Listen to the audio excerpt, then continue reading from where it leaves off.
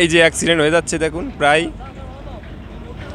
এই যে দেখছেন দেখছেন শয়তানে কেমন নাড়ায় দেখছেন। হ্যাঁ শয়তানে। আসসালামু আলাইকুম রহমতুল্লাহি ওয়া বারাকাতুহু। আজকে সদরঘাটে আমরা পার হচ্ছি, সদরঘাট থেকে যাচ্ছি কেরানীগঞ্জ। তো এখন বৃষ্টি হচ্ছে, প্রচণ্ড শব্দ, বাবা কি ভয়ানক এরা।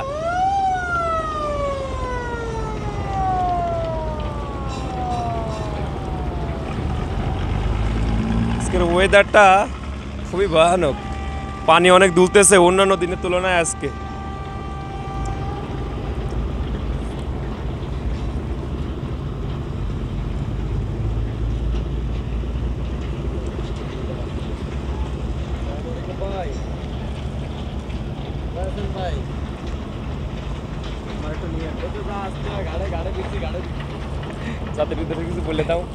আমার অনুভূতিটা আজকে অনেক সুন্দর লাগতেছে। আজকের এই ঢাকা কি প্রথম এরকম ঘোরাঘুরি? এই পাশে আজকের প্রথম, এর আগে কখনো আসা হয়নি, তো অনুভূতিটা অনেক সুন্দর। আসা হয়নি, কি ভয় লাগতেছে এটা উঠে? আমাদের কোনো ভয় লাগে না। আমরা জেন নাকি না জেন জেট, সরি। ভয়ের মায়েরে বাপ। ওই যে সামনে, আমাদের সামনে যে জুম করে একটু দেখাই, একটা দানব আসতেছে। আর বুড়িগঙ্গার কি জঘন্য পানি আপনারা দেখতে পাচ্ছেন। এই পানিতে গোসল করা তো দূরে থাক, গোসল কি বিশ্রী পানি, অথচ আমাদের গ্রামগঞ্জের পানি অনেক সুন্দর। সেখানকার পানি দিয়েও অনেক মানুষ যারা ভাত রেঁধে খায়, কিন্তু এইখানকার পানি কি জঘন্য যে এখন তো এইখানে দাঁড়িয়ে আছি, প্রচুর গন্ধ আসছে এখান থেকে। দানবটা আমাদের সামনেতে চলে গেল।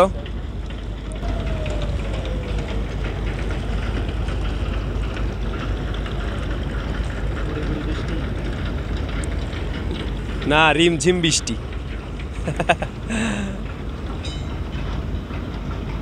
আমরা নৌকা চালাতে পারি। এই যে এখন এই যে অ্যাক্সিডেন্ট হয়ে যাচ্ছে দেখুন প্রায়। এই যে দেখছেন দেখছেন শয়তানে কেমন নাড়ায় দেখছেন। হ্যাঁ শয়তানে নাড়ে কেমনে, এইটা হ্যাঁ।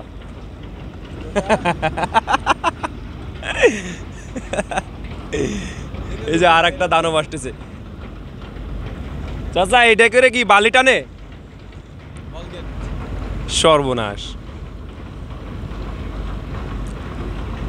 আমি তো কখনো চট্টগ্রাম বন্দরে যাইনি, তবে মোংলা পোর্টে গেছিলাম, ওইখানে ছোট ছোট জাহাজ দেখছিলাম।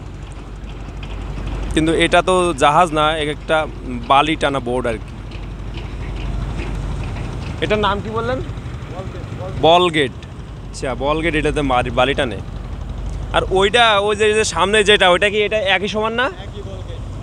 আচ্ছা একই, কিন্তু ওটা বালি লোড করা, এই জন্য ওটা দেখা যাচ্ছে যে অনেক নিচু, যে মনে হচ্ছে ডুবে ডুবে যাবে এমন অবস্থা।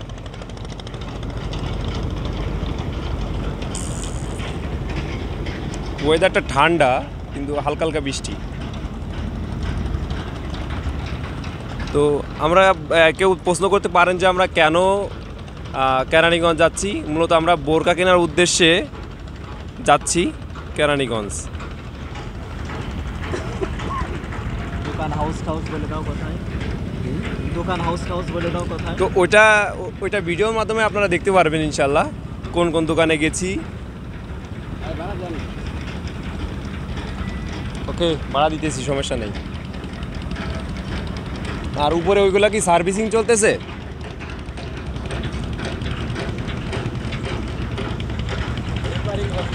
রিপেয়ারিং। জিনজিরা কোন জায়গাকে বলে? ও ওই সাইডে।